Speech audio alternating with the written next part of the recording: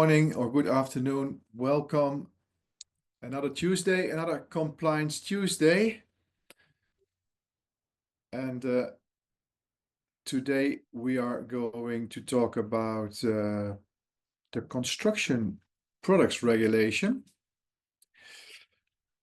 The CPR 2024-3-111. I'll wait a few more minutes to let some of the other attendees sign in. It sometimes takes a few minutes for people to confirm the Zoom invite. This was the first time I've used actually the agenda calendar meeting route to invite you to join the CT. I hope it works because at least you have a notification in your agenda, your calendar, and that's often better than ending up in somebody's email spam. At least it's a visual reminder of today that you signed up. Probably this will be the preferred route for the future. The construction products regulation, it's not new entirely as a regulation, as you will see. It's a follow-up from what was there. So this will be not an easy peasy Compliance Tuesday for me, but will not take too long. I've chosen to use Mentimeter as the basis, so you can participate as well.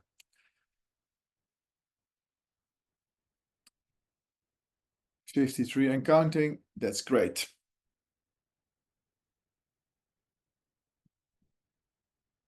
So,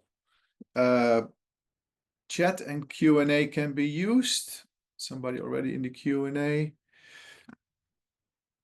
Somebody likes the idea of the calendar invitation. That's nice. So, participate with me via the Q&A and or via the chat, and we'll see what I can do either in between or at the end. Okay, welcome. Another Tuesday, another Compliance Tuesday. My name is Casper. I'm one of the co-founders of ProductIP. I think we have been doing these Compliance Tuesdays for over 12 years, so it's become quite a routine. It's important to stay in a rhythm. If you are struggling to make progress on product compliance, I suggest you use the Tuesday as your basic rhythm, because we will do it for sure.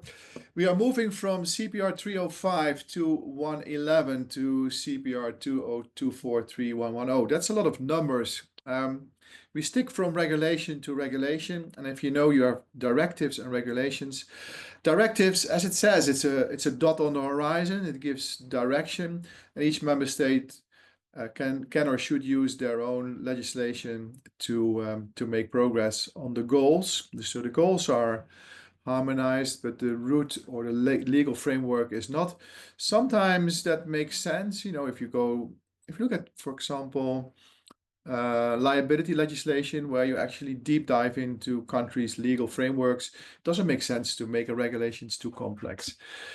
Construction products regulation, it was already a regulation, and regulation means that all the EU member states agree not only on the goals but also on the legal framework. So it's one set of laws that, yes, needs to be converted into national laws. That's the way we work in Europe, but at least it's the same for all, also for market surveillance authorities. So we already had a regulation and we stick to regulation. So why an update? Well, 2011, it's not even so far away if you look at it. It's just after ProductIP started, but there's a lot of things happening from 2011 to 2024 when this came live. It's basically stay in sync with what we are all doing, buying more online. Fulfillment service providers and online sellers play a more important role in the routes to market. There's other initiatives and other pieces of legislation that we need to align with. So it's more like, if we start to agree that we share information via digital product passport, at least we need to mention that in this kind of legislation. So is this more cosmetic upgrade? Yes, a little bit, and an alignment too. Does it make it less interesting? No. Does it make it less complex? Some things are new. Let's dive into that. I like this new word that they introduced, urban mining. I have a picture for you later, but you can imagine what we mean with urban mining. when you read this new legislation, you see some of the deadlines mentioned 2030, 2040. This could lead to a initial response, okay, we have time, still far away, but it's not like that. No, construction products regulation is about materials used for construction of houses, roads, buildings. They tend to stay long on this planet. That means if we want to regulate things for these buildings over a long period, we'll need to start arranging things now, because urban mining materials used today will become raw materials in 20, 30 years. So if we want to be able to reuse those materials, we already need to start frameworks today. And during the period towards 2030, 40, we actually start to reuse materials already. So how are we going to regulate materials that are already being used in buildings and make clear to everybody that these are new products built from raw materials and these are products built from reused materials? Okay, so it's a nice word, urban mining. Some of you who have been at Compliance Tuesdays before, especially the last few editions, I always try to use 4 lenses when I talk about impact, just to make it more tangible. So what is the effect of new legislation on products? Do I really need to change my product, or can I actually stick with the product if it just fits in legislation? Great example, if you look at the battery legislation, if batteries need to become removable, you definitely need to change the product construction, right? So that would be effect of products. Then artwork, information in general. So does this new legislation have impact on the way I show, handle, display information, paper and or digital? Very concrete. It's a lot of work sometimes. Then workflow or process. Workflow is, do I need to do things different than I did yesterday? Great example, if you look at EUDR and EUTR, if you now need to collect information and register at a EU platform and get a number and put this number on a customs document, that's definitely a different process, right? So workflow and process are in that area. And then you, last but not least, you have supply chain. Are there any new requirements that I need to deal with that are affecting my first tier and or next tier supply chain partners? It actually could also mean the other way around, my customers in that sense. So those 4, pause, people that know me know that we have Dalmatians and I love dogs and they have paws. Pause. 4 lenses, pause. I think it works, it's tangible and you can explain it to other people. As I said, I have added some Mentimeter slides requiring you, not mandatory, but would like you to participate with me on this journey, give you some insight, some questions before and some questions after. I'm curious to see if a few minutes with me on an online session will change the way you're looking at things. So if you would like to join me, it's anonymous, just scan the QR code on your smartphone, have some active participation, and the questions are not too difficult, but it gives you insight, it gives me insight. We'll share the PDF of this presentation, we'll share the results of the Mentimeter sessions as well, so they will all become available, and the recording as well via our YouTube platform. So don't worry, you can use the results for your internal communication and maybe some soul searching or convincing as well, right? Give it a few minutes, no, not a few minutes, half a minute for you to sign in. Allows me for a sip of necessary caffeine. We are with 78 participants. That's not bad for 160 people that signed up, because I know some of you are watching with 2 or 3 people from one screen, which is great. Many people have signed up months ago and are now on a well-deserved holiday, or maybe they are somewhere else, agendas are volatile. The way to sign up and the code from the Menti comes on the other slides as well. So let's move on.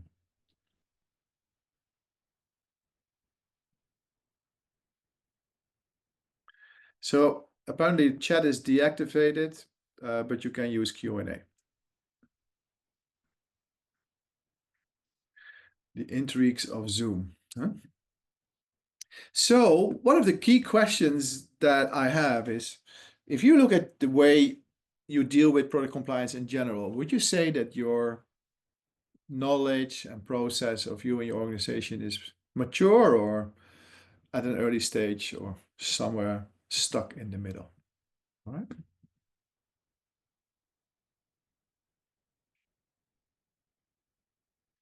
Somebody asked if Compliance Tuesday comes every Tuesday. Well, it's every Tuesday is Compliance Tuesday, but not every Compliance Tuesday has an online session. So Robert, for us, compliance every Tuesday is a Compliance Tuesday as a basic principle, just as a rhythm, because we called the Tuesday Compliance Tuesday. So the last session indeed was in June. There's a couple of more coming, and not only on compliance topics, we are tending to also move to more like operational topics, but we also tend to have our risk assessment training or other events on Compliance Tuesday. So I'll come to that later.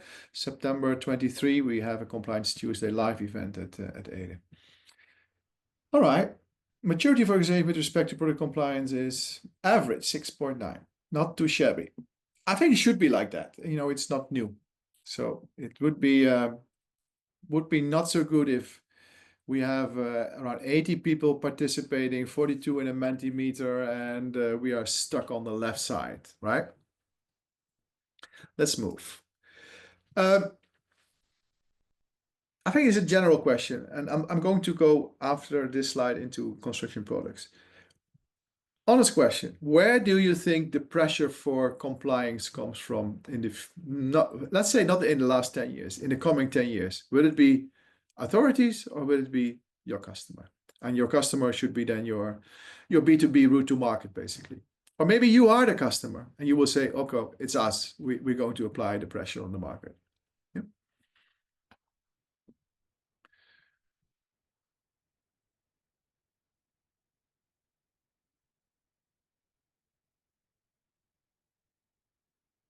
Yeah. Again, I agree with you. I think the pressure from the market will actually be more than the pressure from market surveillance authorities. It has to do with the fact that more people in the supply chain become liable. You know, if you are seeing in the market that certain products that you also sell, maybe from a different vendor, do have problems, and you don't act or don't look into that, then you're also liable. And liability is a generic topic. Post-market surveillance is an integral part of product compliance. So looking at the market is definitely something that you need to do. All right.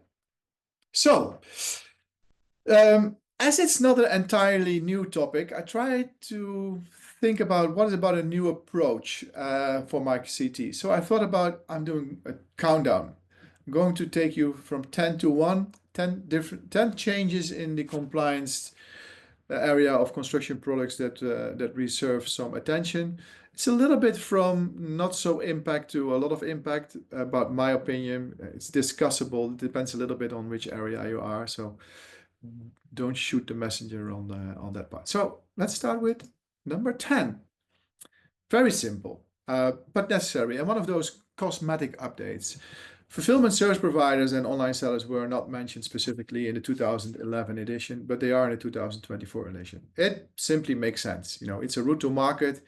Legally, if you don't mention specific those route to markets, you might end up doing a yes no in court. But when they are mentioned, you can actually assign responsibilities to these people. And guilty as charged. I like e-commerce as a consumer. Fulfillment providers and online sellers are in scope. In fact, many customers in that area as well. Having said that, artwork must show the correct roles. So don't mix up logos, brands, and addresses. You know, this is very important. Either you are in a license role, somebody's brand with your address, or you are shipping with a private label role, somebody's brand and their address, or it's simply your brand and your address, but then you're also a manufacturer. And there always need to be an EU address either as well, so a non-EU brand with EU address, and an EU address as the importer and or authorized representative of the manufacturer. You cannot sell a product in the EU market without an EU address.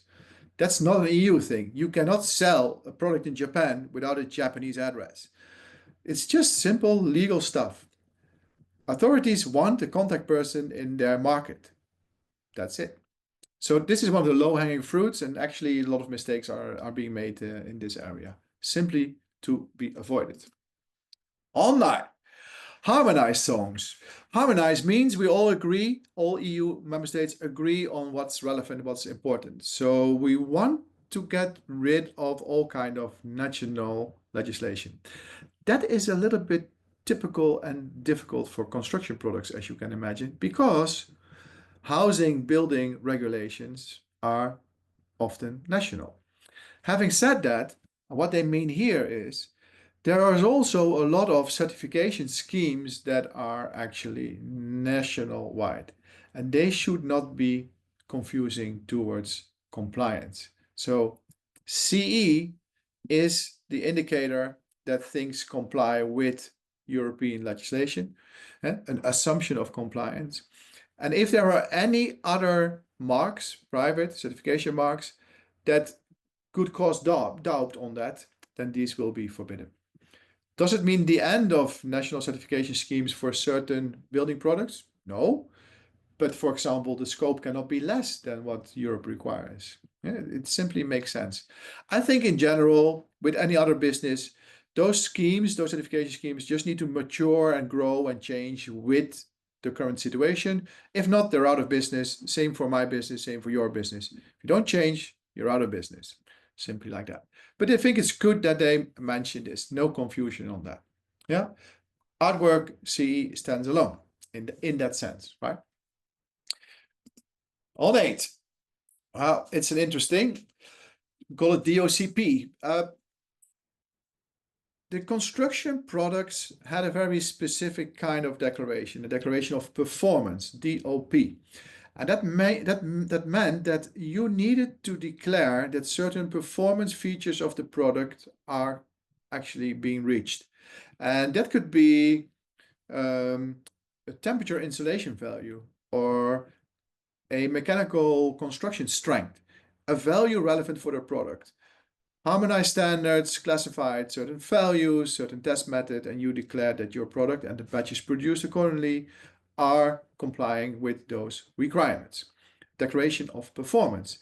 However, many of those construction products had aspects not just covered by the construction product regulation, but also with others.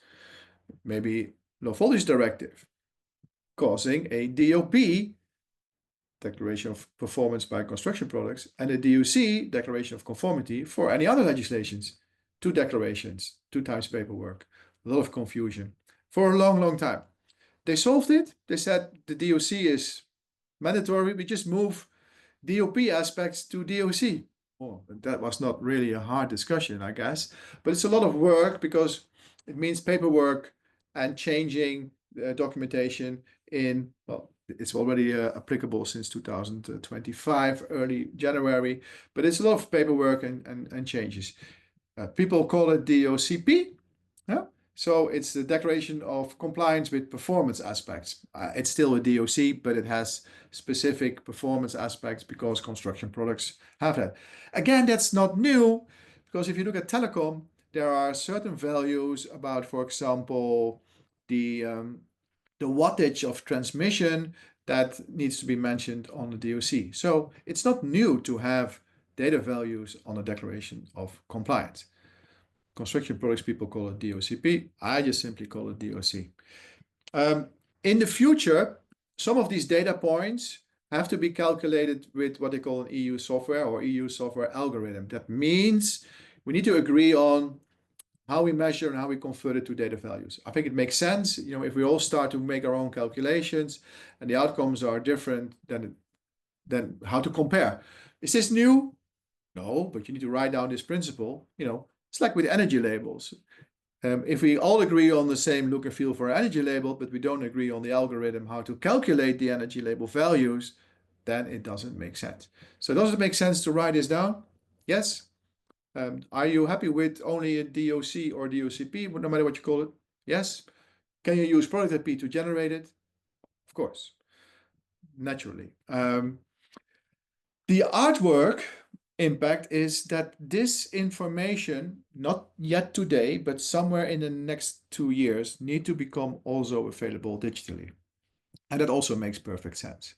Digitally means QR code or NFC. So that means a small chip like in your bank card, accessible to this information. Digitally makes perfect sense, maybe not for you and me as a consumer that buys product at a DIY store. But don't forget, a lot of these construction products actually move from B2B, like large conglomerates building huge quantity of houses. And it's interesting to be able to transfer data digitally. In fact, maybe a fun fact, before this whole discussion, and I'm talking about the 2011 edition, we as ProductIP co-authored the XML standard for a digital version of the DOP. An XML version of the DOP. There's many construction companies that design houses digitally. There's a smart software and they drag components like a door or a window into a building drawing from a database. And that database is created by people that produce doors and windows. And you can imagine that those modules and those elements, as you can call them, are connected with information which could be these DOC, DPP, Digital Product Passport fields. Why is that relevant? Well, if you are designing a building in a certain region and there's requirements from the municipality or local governments or the government on the construction rules for that building, and you say, I want only to use windows that meet A++ energy label, then it would make sense that the elements in the database of the software that you use have that information. And so you see where this data actually ends up. It ends up in filters, and then you can select only those windows or doors when you are designing a new house. So it's not just you and me in a DIY store. All right. Will there be construction product requirement specific fields? Yeah, like a minimum viable set of data. On 7, we move to the digital product passport. I already named it. The functionalities, some people say it's the construction products digital product passport. It's not. It's a digital product passport and it has fields that the construction products require. There will be fields that toys require. There will be fields that batteries require. That doesn't make it a battery digital product passport. Although for batteries, there's a battery passport, but that's for batteries in cars, for example. No passport, no market access. Will it be that strict? Yes. In general, that will be the rule. They will apply that rule first for drop shipping consumer goods starting 2027, 28, when custom systems are automated. But the digital product passport layer by layer is something we will see in general more and more. Bear to mind that there is a generic initiative to move away from the traditional EEN barcode to a QR code-based batch code on products, 2027, 2028. This is an initiative from the EU market, but also the American market. And there's simply one reason for that. The number of digits in the traditional EN code is not sufficient to keep track of information per batch. So we are moving away from SKU-based, SKU, shelf keeping unit or stock keeping unit or article, simple, article-based information to batch-based information. And that simply needs more digits. And the QR code, especially the new generation QR code, can not only have more digits, but can only have multiple layers. It can have information for the cash register, like a digit to collect a price so you and I can pay, but also open a URL, and that URL can lead to, for example, a digital product passport information. Casper, which product aspects will probably be the first to be used on a digital product passport? a couple of things are competing. Batteries, packaging will compete with batteries, toys will come. They'll all come. They'll all come. And forget about legislation. If the second generation QR code that GS1 is working on, if that is the QR code and it's coming anyway, where will it lead to when it's your QR code? What will consumers see? Yeah. So it's a missed opportunity as well. Be careful what you wish for when you talk about digital product passport and QR code scanning. This is not a marketing instrument keeping track of people who scanned it. It's anonymous tracking. It will replace a lot of paper, a lot of paperwork for you, which is good. Those digital product passport will also mention substances of very high concern if they are over 0.1%. So the scope is not just the traditional scope of what you declare on a DOC. It goes much further. Having said that, you should have that information. And if it's over 0.1%, you should mention that skip database in ECHA in Finland. Oh, but we have never done that. I know. Read between the lines. There's a reason why Brussels is writing these things down, because this means there's no escape. You have to write it down. It has to be on the digital product passport if they are there. And you cannot correct it later if asked by market surveillance authorities. So in a certain way, it's process as well. It's not the official process that changes, because the official process already wrote down that you should have it. But in practice, this is a process change. On 7, this digital product passport, create and maintain for 10 years. I already said it. It's a generic move. Let's move to systems then. It writes about systems and processes, and anybody has a system. Basic system is email, Dropbox, Google, maybe now smart AI. Collect informations and put them somewhere. But it's not just product management compliance system. So for some that as a spreadsheet system, it's actually process. It doesn't really matter if you use ProductIP. If you have a license to use ProductIP, but you don't use ProductIP, then you don't have a process. And a process means that you need to internally agree on at what level we actually release products to the market. And who has the right to do that? And at certain stages, if there are discrepancies between what we want to be there and what should be there, which is always true, we are not judging you. There's always a discrepancy in what Brussels would like you to have already and what the market is willing to prepare.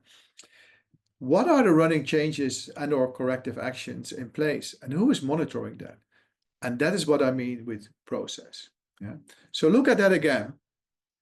Where are you today? Do you have merely a system, or are you using something sophisticated as ProductIP, which would be the high score, and on top of that have a process? People ask me sometimes, Casper, where would you put the responsibility for dealing with product compliance? Would that be on purchasing? I would say, forget purchasing, you need to call it procurement. Would it be on procurement or category management? They do have a responsibility with respect to the performance of the supply chain, but I think QA and QM is a separate task. But who is the ultimate responsibility and the link to the top management? Well, to be bold or rebellish, you could say marketing should be an interesting one, because marketing makes a lot of claims about a product. And as ProductIP slogan says, we strive to a world in where you can trust products. If those claims are really true, and marketing would like to have that, then I think QA, QM and procurement are doing a great job. Yeah, somewhere in the middle, I would say. I know it because I know the audience, and some of you are on the far right end, and some are still at the left end. If you're still stuck with Excel, spend this afternoon, this Compliance Tuesday, and look into Digital Product Passport in general. And then you realize that the current way you work will not survive in 2 years' time. And you need really, really time to change your market. Even if the product is really compatible and compliant and your supplier delivers what you expect and order, if you cannot deal with the way information needs to be presented, not behind a firewall, not on an Excel sheet in a laptop in your office, then you will have no access to market. So this is not a judgment on the compliance of your product. This is a maturity of your process and your system, which is something entirely different. And don't forget, if packaging requires information to be shared via QR code, and every product has packaging, what leaves you where, what, when? Because packaging, it will be a hell of a job, I can tell you. So convert that knowledge. Would you say that the way you work is already future-proof? And here I expect the answer would be no, not future-proof. There's a few companies that I know that would be future-proof because they would have very limited scope, so very specialized niche style, a lot of control, and so it's not rocket science in terms of IT. It's difficult for us to build because we have a lot of products and there's a lot of data points to be collected in the future. There's EUDR data points, there's packaging data points, and if we start to ask for data points, we need to ensure that we can export it to you. There's uncertainties what Brussels wants to have, but we anyway have to start building it. So is it future-proof? And you can see already, I'm not judging. This is a good reality check. I had expected that it would be on this area. Yeah. Compare the slider with the other slides. This is way more to the left. Yeah. And that means this change is process-wise and has nothing to do with product. This problem is not so much supply chain as it is your internal IT and the way you onboard new suppliers. Urban mining. I introduced the word in the beginning. What's urban mining? Well, urban mining is this, creating raw materials from what we already built, which also means that we start to reuse materials of buildings that we built 30 years ago, 40 years ago. There's no way that those materials are as pure as raw materials that we are having today. There's no way that they can be chemical compliant in a way that we can use new materials. However, would you agree that reusing those materials simply makes sense in many cases? You need to make some energy calculations, but I think it makes sense. Sometimes it's great to just turn them to usable waste. I agree. But in many cases, we have rare materials that we can reuse. So construction products already describes what we should do with those raw materials. And they have a chapter on reuse and remanufacturing. I think it's smart that they start to write that down because, don't write it down in 20 or 30 years. Write it down today. Start to regulate for the next decades. Start to collaborate with the industry on what this actually means. This means that products that are created from reused material will have a new kind of date. And the life cycle starts not when the product is made out of raw materials, but it starts after what you can call deinstallation. So urban mining, deinstallation date. So it's actually the urban mining date is the date of the raw materials. I think it makes sense. And to add that kind of parameter to products, to make it clear to the market, this one was brand new. This one is made from raw materials, recovered from the market via urban mining. I think it totally makes sense. It makes sense that they actually start to write it down. Will this be relevant for all of us? No, but we will see this in the market. Yes, so we regulate how to communicate about it. I think it's a great step. On 5, reboot. As many of the new frameworks that the EU Commission has been created, they have written down certain ways of parameters that need to be relevant. You can imagine that there will be a kind of a value of efficiency on insulation materials, temperature insulation materials, like with the energy label. And there's a value now.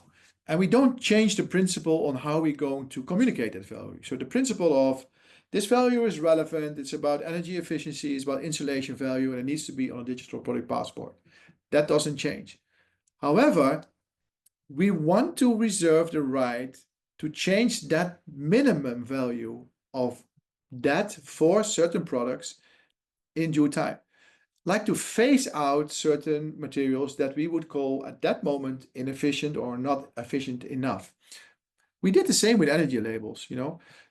We ended up with refrigerators that had A plus plus plus plus plus, and now they're just C. So we rearranged the energy labels. This is what they have written down in this legislation. So they can upgrade part of the existing regulation and put it into place. And that makes ProductIP as a tool very valuable, because these are changes like an amendment of a standard or a new version of a standard. And we keep track of that. So at a certain moment, a value becomes out of sync with reality and you need to start to upgrade to a new value. Which values? We're not sure yet. Brussels has the right to start to discuss that. And these kind of discussions always go together with the industry. But these are the minor tweaks inside the regulation that we keep track of and are very relevant for you. So the Commission can set minimum performance thresholds. And they have a 3-year work plan already in place. So there will be a definition of certain minimum values for certain aspects coming. Follow ProductIP to stay on top. Number 4, life cycle analysis, carbon emission, CO2 footprint. As I mentioned with urban mining, sometimes it makes sense to reuse materials. Sometimes maybe it makes sense not to reuse them because you need a lot of energy to make something out of it. But in general, carbon footprint becomes very, very relevant. So there is a chapter on that, and it can be complex for certain products. It's called environmental performance, my number 4. And the process has some effects because some products will have a mandatory life cycle analysis. There's a term called global warming performance, or it's, you can say, what's the carbon footprint on it. So if you see GWP, global warming performance, calculation have to be made. This can help to compare the way we reuse materials from urban mining or prepare new ones. Yeah? So it's from the complete supply chain. Will they have this in place for all products? No, not in the beginning. Certain products, certain categories.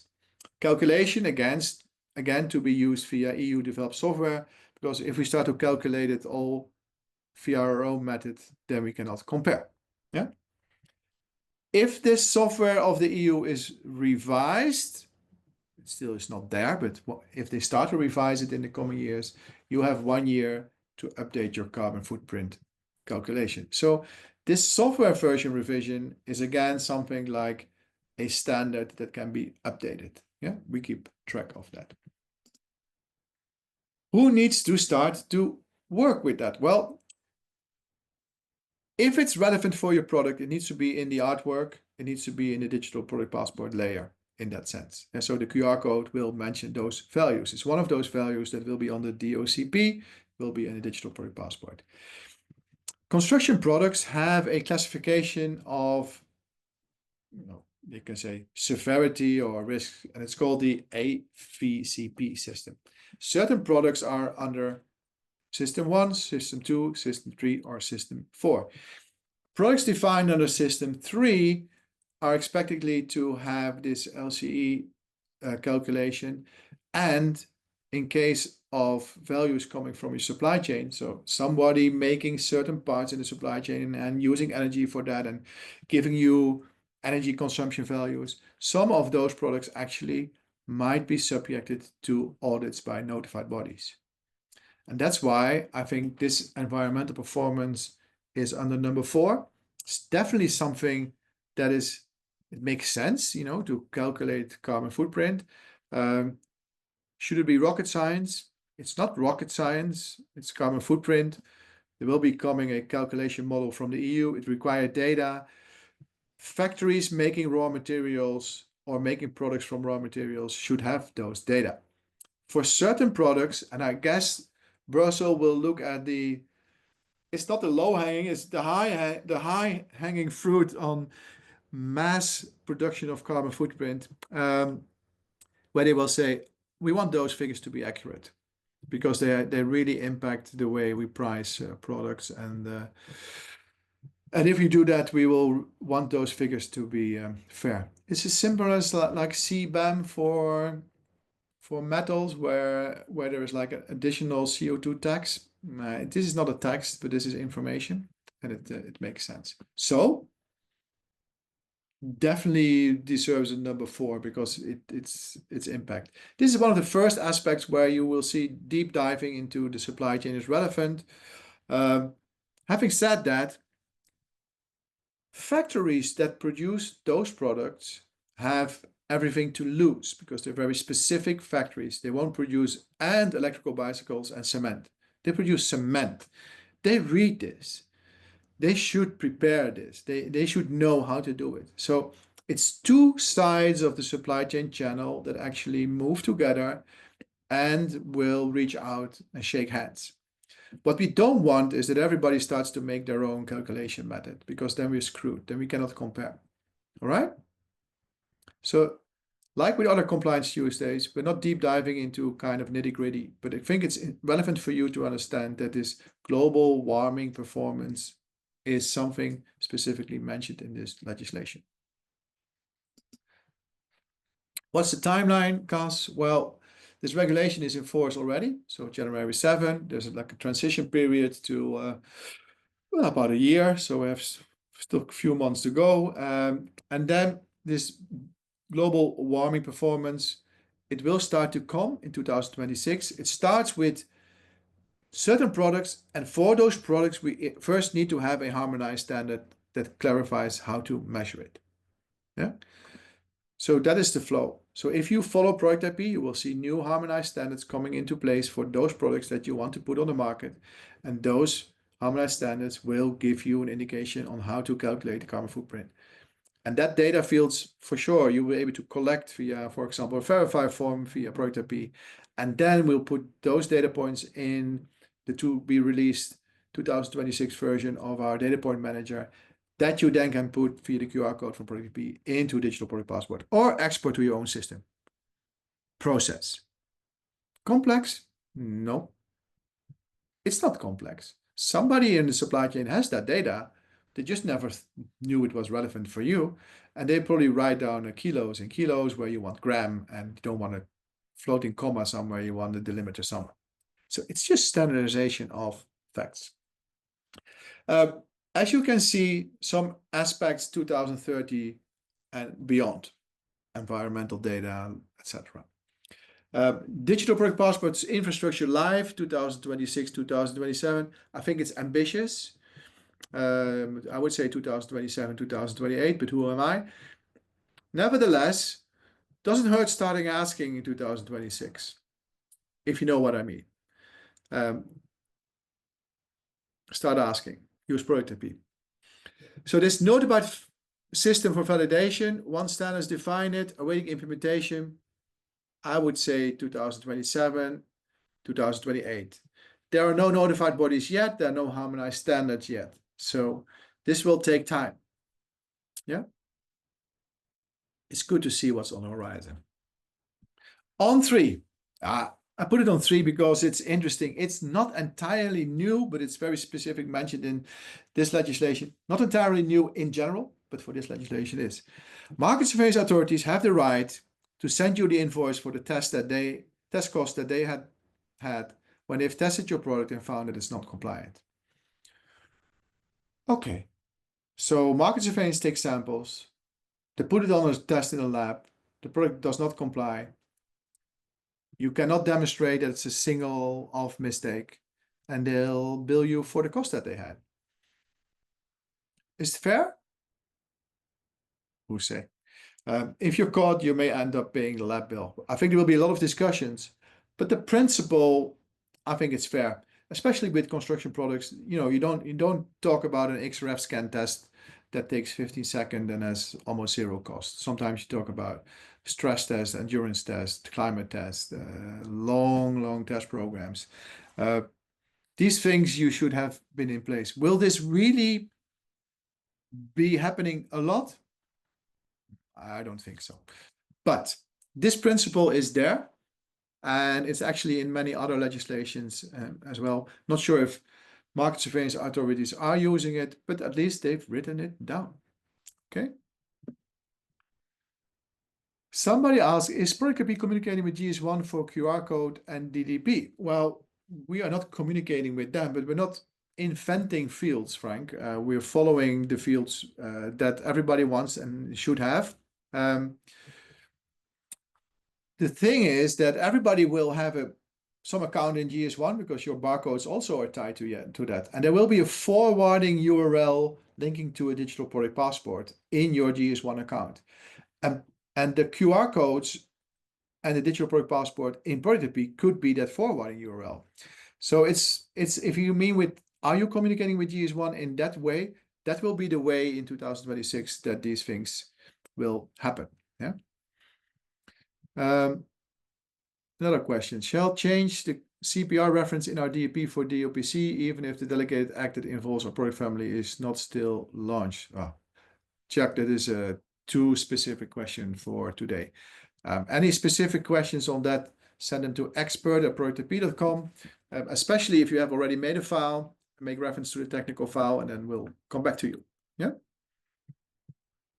What happens if market survey tests differ from our test? I see costly lawsuits everywhere. Yeah, I agree, but bear with me. This is what market surveillance authorities see as well. They want a very, very sure case before they start to move into this cost recovery. But at least they have written down the right. Remember this, urban mining? It's back again. It's back again for number 2. And the context is not substances of very high concern, but substances of concern. And SOC is mentioned in various other legislations as well. And in this case, that's why the relationship is with urban mining, we want to start to limit certain substances in new building materials that could prevent urban mining reuse of those materials in the future. It's a little bit like with the packaging and packaging waste regulation. If you still print newspapers with a lot of lead in the ink, you cannot reuse those papers because you have polluted the paper with lead. If we pollute raw materials that we use for constructions with substances that will prevent future reuse, then we're stupid. So although urban mining and deinstallation dates are far away, SOCs are today. Yeah. And this makes perfect sense. Substances are always regulated via REACH. So certain substances will get a flag as these are SOCs, substances of concern. You will see the word SOC in toys. You will see it in apparel. You will see it in many other products like packaging that mostly are recyclable. Apparel, recyclable. Packaging, recyclable. Electronics, recyclable. Yeah. You can call them recycling blockers. Makes perfect sense. Relevant? Yes. New category of substance to track. That's what we do. That's what we'll end up with. So the requirement list in ProductIP has changes in requirements. The future technical files, or I would like to call them market access files in ProductIP, will have a data point layer that will change in time as standards will change in time. Certain thresholds for certain substances will change over time. Yeah, and we'll keep track of that. They must appear in a DOP or a DOPC, whatever you call it, and a digital product password. Why? Why must it appear? Because it proves that you have looked at it. Because you can say, well, nobody will look at it. Somebody will look at it just to see if you have done it. And that is the main difference with this kind of process. You cannot fix the digital product passport after you have release the product to market. You don't know if people like market surveillance authorities or customs have scanned the QR code and have an opinion about the quality of information or the relevancy of the information, given the time and place of you putting the product on market. That's why, process. You need to be ready before you ship. It's not a different approach legally. It's a different approach practically, because legally it already had to be done like that. But since we all can always repair afterwards, because it's just paper, and now we cannot walk away from it. Turning that thinking around is the biggest challenge I feel in general for product compliance. It requires a lot of discussions at the coffee machine in your office. And maybe some of your colleagues will say, Casper is easy talking, what a bullshit. That's the problem, and not Brussels. Because it doesn't solve it by calling it a problem. It's a fact, and you need to start thinking about solutions, right? Don't blame me. As a consumer, if you don't solve it, there's no scarcity for me buying products. There will be somebody solve it for you, and I can buy the product. So it's your business, not mine. On one. And that's what I mentioned earlier. This thinking and this system way is why I could say modernizing CE marking. Yeah. Comply with standards, we know that. Comply with standards and data. Ooh, it's a new layer. Moving into the batch-based rhythm, coming from SKU-based rhythm. Ooh, that's another expansion. So it expands in different ways, which also means that I need to go beyond first tier, maybe to second tier, or my first tier supplier needs to go to a second tier. It's far more complex. It's not longer purchasing, just adding a new supplier because he's a few cents cheaper. It's procurement. What does this supplier bring? What's the cost of changing a supplier? Should I add a second source? It's not new. You can do that game. Purchasers can do procurement, but the company itself need to say, we need to start become more professional on this. And this is not just construction products, toys, packaging. Everybody has packaging. Batteries. It's the general rule. And that change of thinking is a cultural thing which need to start to land. 2026, 2027 will become very, very interesting. Syncing with digital product passport, yes. In general, we'll move away from a lot of paper with products, which makes sense if we want to reduce paper. Digital manuals, digital information. It sounds easy and interesting. Yeah, it's a saver, but there's some loopholes that you need to figure out. Yeah, that's why it's on one. September 9 tonight is Apple, so I had to have one more thing as well. I'm not launching a new iPhone, but I cannot skip the one more thing on an Apple event day. And I think that is very, very well written down. If you are in a micro enterprise business or you are making a very, very specific product, do you really need to build all of this just for that specific thing? And the answer is no. The exception is the rule for those things that are very specific. And what they also mentioned, if you are in the business of restoration, of keeping historic buildings alive, where you actually need to meet and match original materials and original material qualities that cannot meet the modern legislation, should you follow the modern legislation, or should you follow maybe your heart and restore those buildings beautifully? And the latter is the answer. So I think this one more thing, it made me happy when I read it. I think it's fair that they've written it down. Take care of heritage. Yep. Strict conditions. Sure. It should not be a loophole. Did you write with me? 1 to 10? Can you still think about which problem surprised you more? Is it process? Was it digital product passport? Was it urban mining? You can write me an email as well if you think. Look at the presentation later, and then I'll write you, Casper, what I thought was the biggest surprise. But DOC moved to DOP. Global warming. It's difficult to figure out which one surprised you most, right?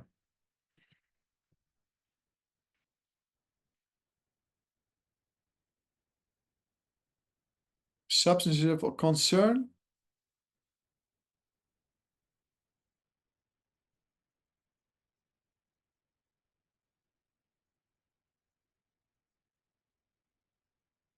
Yeah, that's a difficult question.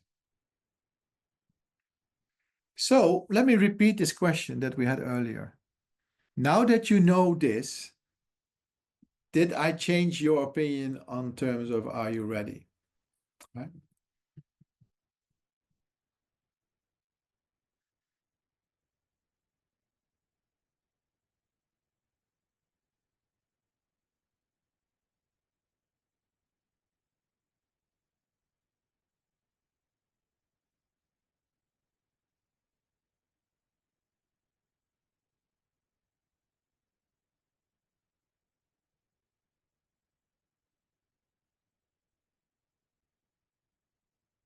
So it changed a little bit, right? A little bit less confident.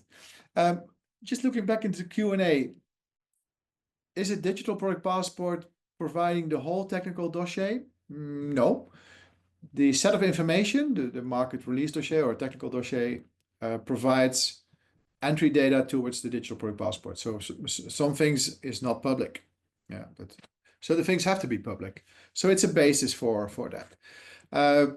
And a digital product passport shall have serial or lot-wise data, which could make it useful with a kind of registration. Is it okay to ask for serial numbers to get the info? Yeah, so you can imagine that a set of information is viable for a batch and viable for the next batch and viable for the next batch, and that needs to be updated to a new set, like a clone from the original one, which is viable for the next set, viable. So serial numbers or batch registration will become very relevant. It was actually already always relevant, because if you don't have batch traceability and something goes wrong, which would mean that all your products actually look the same, which means that they're all wrong, potentially. If consumers or end users cannot differentiate one product from another simply because there's no batch information, or you cannot explain to them how to identify batch information, then they're all the same. And that's sometimes when you see recalls for a very small issue for a product over a very long time. Traceability is not new entirely. But if you look at digital data and data that is relevant, if the data fields and the thresholds for the data fields change over time, you need to stay in sync with batches as well. So you don't want to end up with data fields that have a too low value for a certain product. You cannot change the digital product passport for a product that is on the market to be in sync with new requirements for a product that you're going to place on the market. It has its own digital product passport. Otherwise, people would scan a QR code for an older product and get the data that is for a newer product. So these are timestamps. These are versions that belong to a batch. And yes, certain batches can, piggyback right on the new same set of data, which is fine.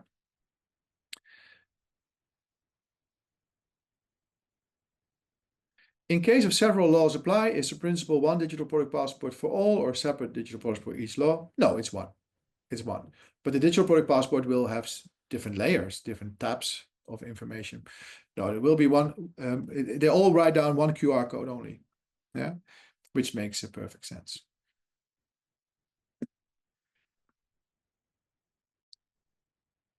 Yeah.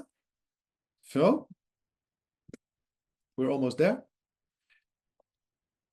If you would like to summarize this story into one word that you would write down on the wall next to the coffee machine at your building, say, this is something we got to change in the next 12 to 24 months, what word would that be? What has to improve internally and able to be dealing with, I would say, this general different way of dealing with product compliance?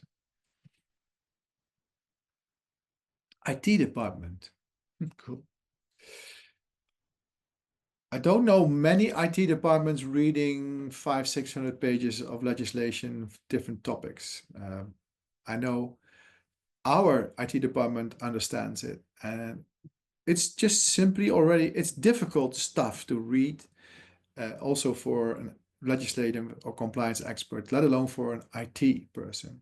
It's not easy.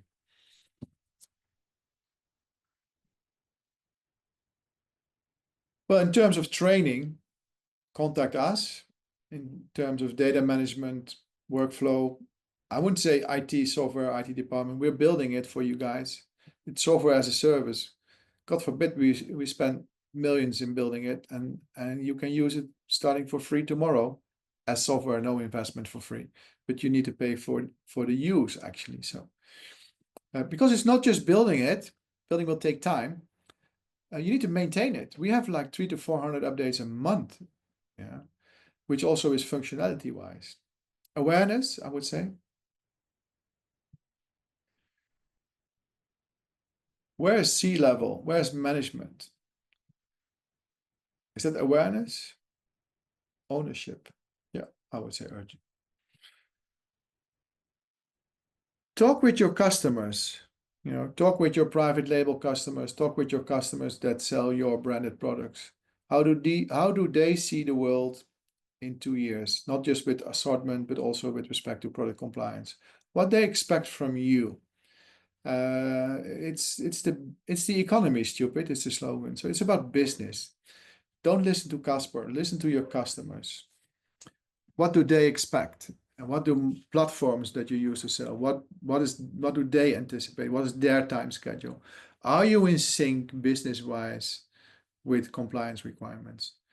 Business should drive the change. And then you need to make a decision. Is my business still the same, fitting that model?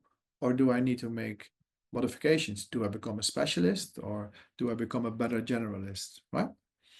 There are opportunities. If you look at large retailers with an incredible broad scope, can they deal with all this nitty-gritty for all the products they have, or start to rely again on importers, manufacturers that are in niches and can actually solve this for cement, solve this for timber, solve this for fixing materials, solve this for glue? I think the latter is true. I think this gives great opportunities for specialists in certain product areas again. All right? 2 more questions.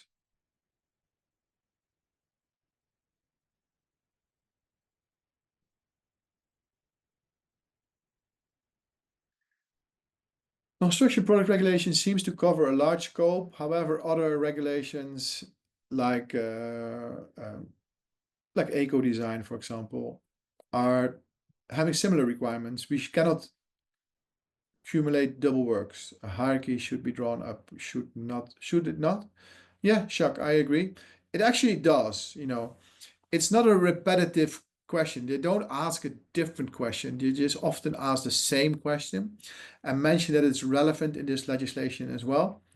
I think there's still a lot of data points in general. So if you have a large scope of products, you end up with a lot of data points. But I don't think there's a lot of doubleurs in there. It becomes better and better. That's why these updates are needed. So I do agree with your point. They need to be very careful not to write down double work on that. But I think they're doing a good job in updating all these legislations, starting using the same wording, the same kind of principle, the same kind of, well, you don't want to end up in a DPP for each legislation. Same kind of roles in the market, more or less harmonized. Yep. So still a lot of work, but it becomes more likely irrelevant from the type of product that you have. Certain products, carbon footprint is much more relevant than others. I think that's fair to say. So carbon footprint, you can see, or global warming performance will be mentioned in many legislations. The tempo in which they implement it will depend on where can we have the biggest savings as a society with 420 plus million consumers in general. And you can see that those steps, Jacques, are similar as changes in standards. Till this moment, this part 2 is relevant, and after that moment, that part 2 is relevant, but then on data points. So that's the significant new step for the next 5 to 10 years, data points. Yeah. We know how to make a safe coffee maker. and we know how to do energy saving on coffee makers. But the data points on energy consumption might become relevant or more relevant. Just for me, I'm vain as well. Have you been listening to me for almost 1 hour before? Then I thank you for that. It's been an honor and a pleasure again.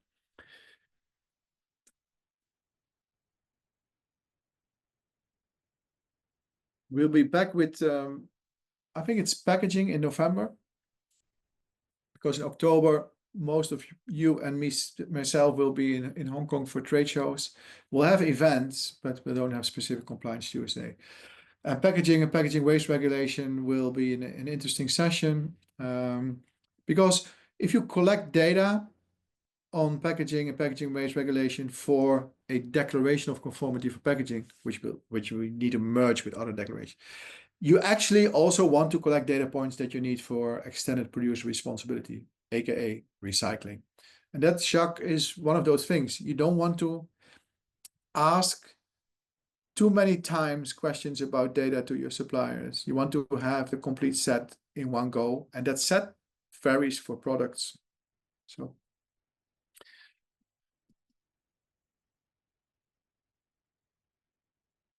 So are you mature? Little bit of change. So one was the process, the other one, have you learned something?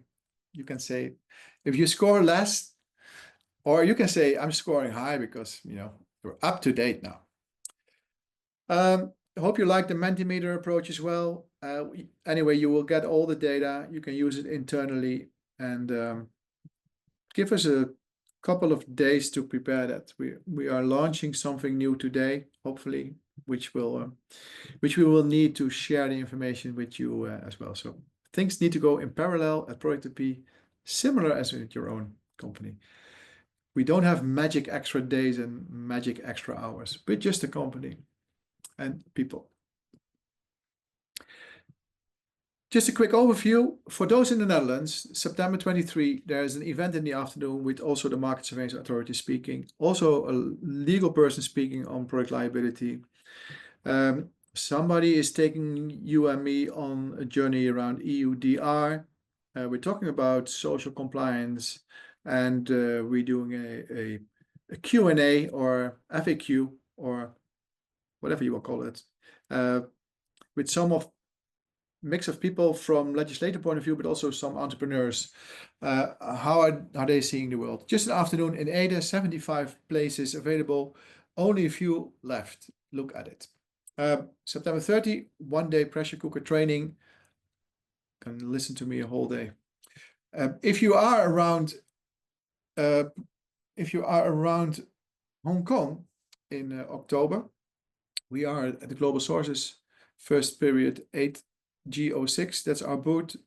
Perhaps you can come by, shake hands with me and Martin, have a cup of coffee, and looking forward to meet you in real person, either again or for the first time. Appreciate that. We have a sourcing trade show networking event together with many international chambers of commerce, not only Dutch Cham, but also German Cham and Norwegian Cham, etc., etc. At the Dutch consulate.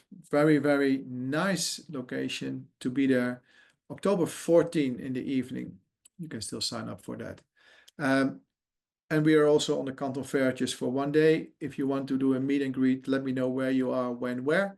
Let's see if we can meet up in Hong Kong or Canton. Same for Nordic. I'm on the way from November 3 to 7, Denmark, Sweden, Norway. Looking forward to meet C-level in retail and trade, or in the consultancy area of retail and trade, like people that have PIM systems or other systems. No sales, what I call teams at the table, just know each other and understand what's keeping you awake and how we can together help you solve that. For the German people, together with Kevin Rotler and with Andre Gierke, there's a 2-day training event in Munich. Let me know if you want to join that with 1 or 2. It's a paid event, same as the 1-day training. You can find the event on eventbrite.de, Mastering the Compliance Challenge, or just send me an email if you cannot find the link. First people have been signing up. It's just been put out live. We had the first session in Bamberg early this year with great feedback. This is version 2, the improved one. All right. Yeah, Sharon, is the same as the one done before. You can do it again. No, you don't need it, Sharon. You've been there.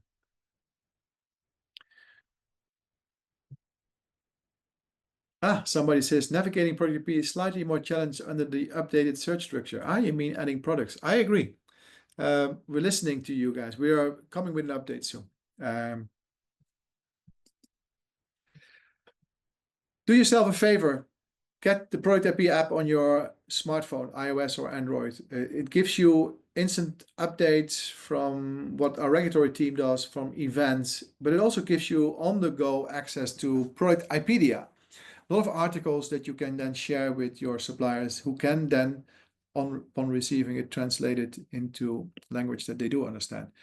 It helps you. It puts you also in a different role, or like a teacher role. All right.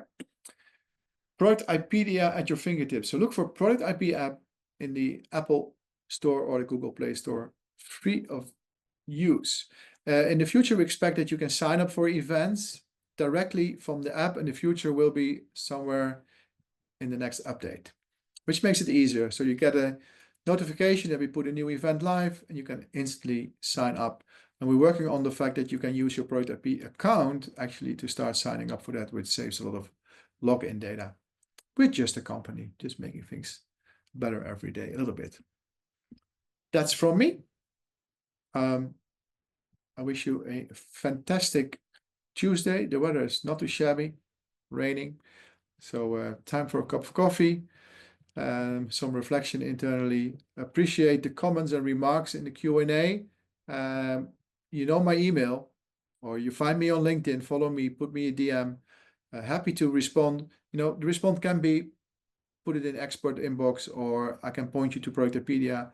But your question is a valid one, so ask it if you feel the need to ask it.